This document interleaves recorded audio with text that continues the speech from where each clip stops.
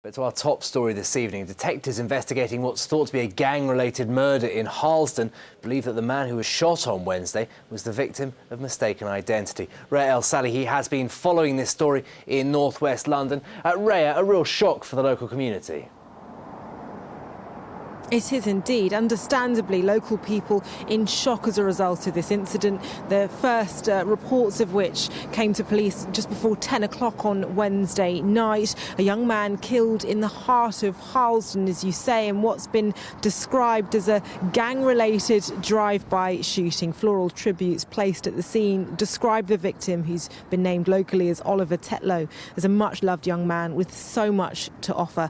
But on Wednesday night, Oliver lost his life in what police say was a tragic case of mistaken identity. We are confident that there is no evidence to suggest that our victim was involved either in gangs, whether on Brent or within London, has no links to firearms and has no links to gang-related violence.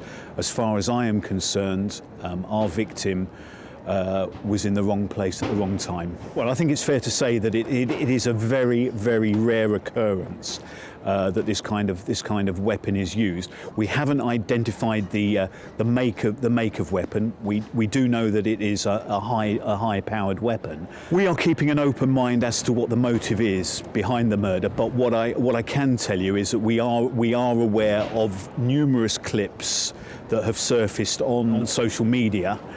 And you know, it is forming one of our lines of inquiry at this stage. And whilst we know that there were people about, we know that it's a busy thoroughfare for vehicles. After an event like that, it's understandable if members of the public don't particularly want to hang around.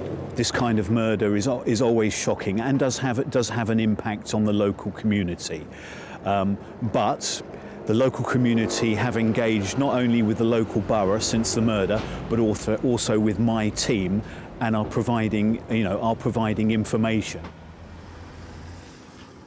Detective Chief Inspector Mark Lawson of the Metropolitan Police's Homicide and Major Crime Command speaking to London Live News earlier. And this afternoon, a forensic tent was in place. In fact, on the spot where I currently join you from, while forensic experts dredged the drains and scored the area for anything that could shed light on the shocking incident here on the junction of Church Road and Conley Road. Meanwhile, this northwest London community mourns the loss of a young Londoner's life taken too soon.